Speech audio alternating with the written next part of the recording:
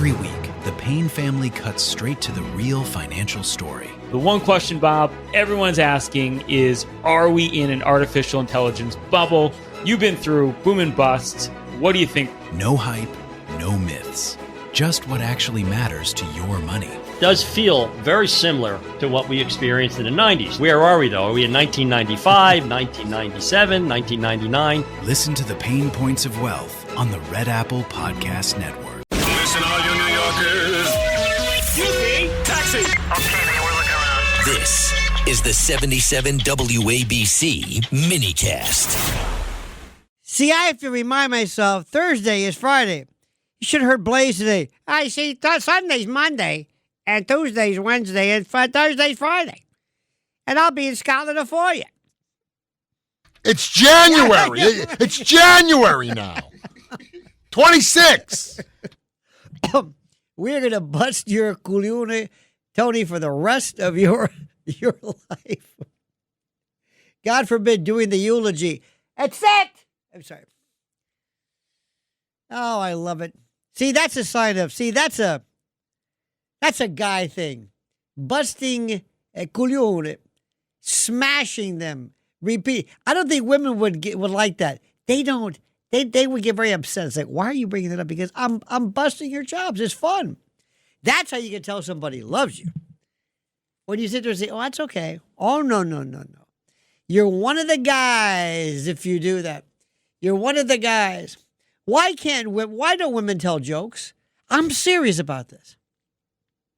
How is it that the first time you were out, I don't know, on the playground or something, the first guy who says, so this guy walks into a bar and he's got a parrot on his, and you say, oh, this is a joke. Oh, that's funny. And it teaches imagery. By the way, it teaches acting. You have to act this out. You have to say these things. And I'll never forget one time, my friend's wife, this guy says, yeah, I saw this Italian guy, a German, and a clown walk into a bar. And she said, really? And we said, oh, my God, no. Or the joke is, a German guy, an Italian, and a clown walk into a bar, and the bartender says, what is this, some kind of a joke? See, you get that? See, we've heard every variation of this. Why don't women do this? What are jokes? It's almost like storytelling. And I have thought about this for the longest time. Maybe you have a theory in this. It's what makes humans humans, sort of. We can make people laugh, and we don't have to have it actually happen to us because you're processing it. You're processing something that didn't happen. You're just thinking about it, and you're reacting, just laughing, viscerally. You might laugh. It's the strangest thing in the world. Why don't women do this? Why is it that they don't? I was watching somebody who, we were talking before about women in terms of stand-up. I one time I did stand-up for years, and I was at this place on Long Island. I'm talking to the owner. And it was at the time when I think Ellen was coming out, or Rosie, one of the two. And everybody knew this. All the players in the comedy world knew exactly.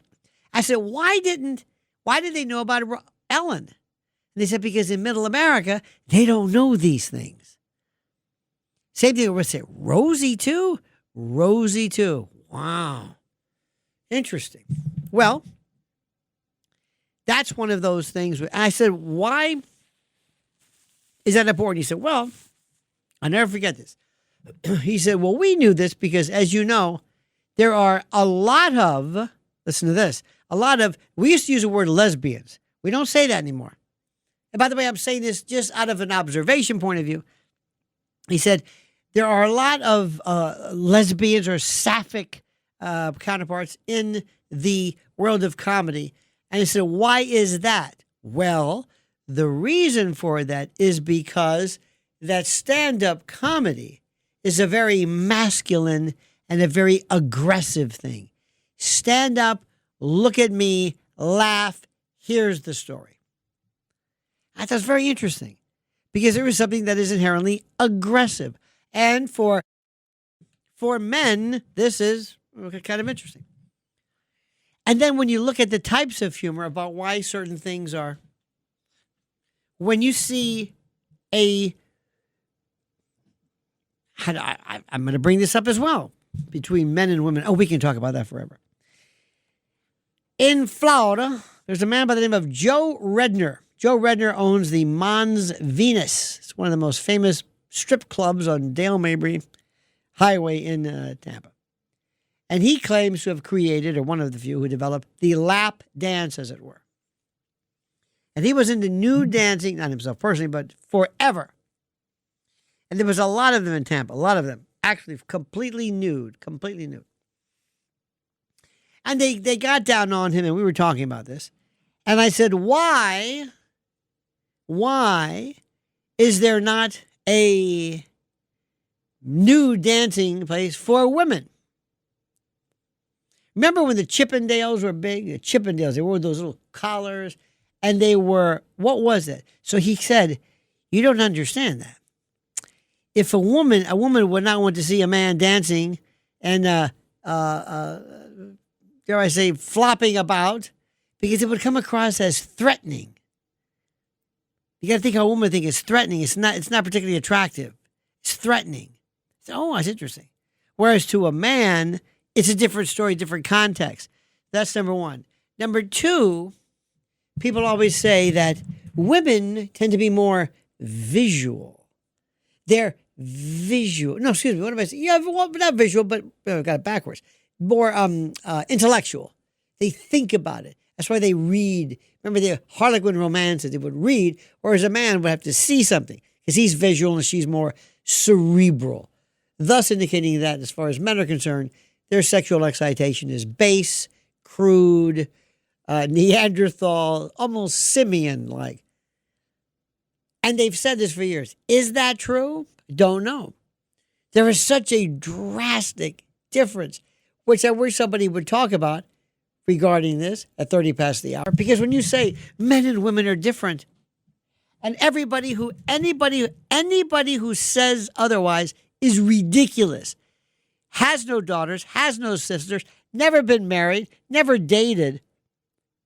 Because the first thing, this is important, and by the way, young men, listen to your Uncle Lenny here.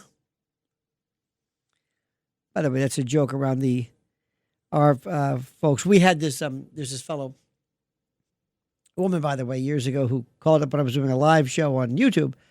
She said, her mother said, would you turn that down? Are you listening to the guy Lenny again? Couldn't get my name right. But anyway, when you are a little boy and you find yourself, do you remember when you realized men and women were different?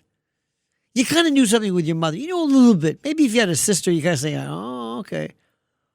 But you realize we're different. We are completely different. We're alien, but not really, but yes.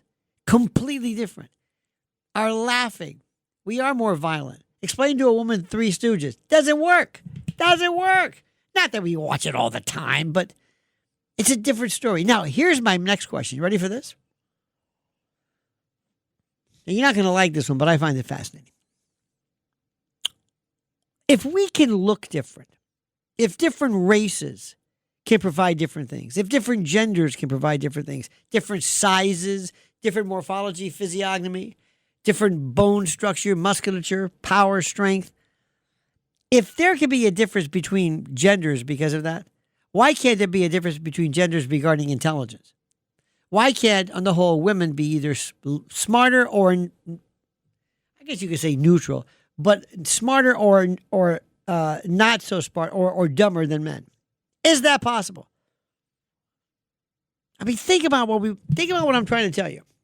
They're absolutely different. So what I'm saying is, if that's true, then I could say maybe, you know what?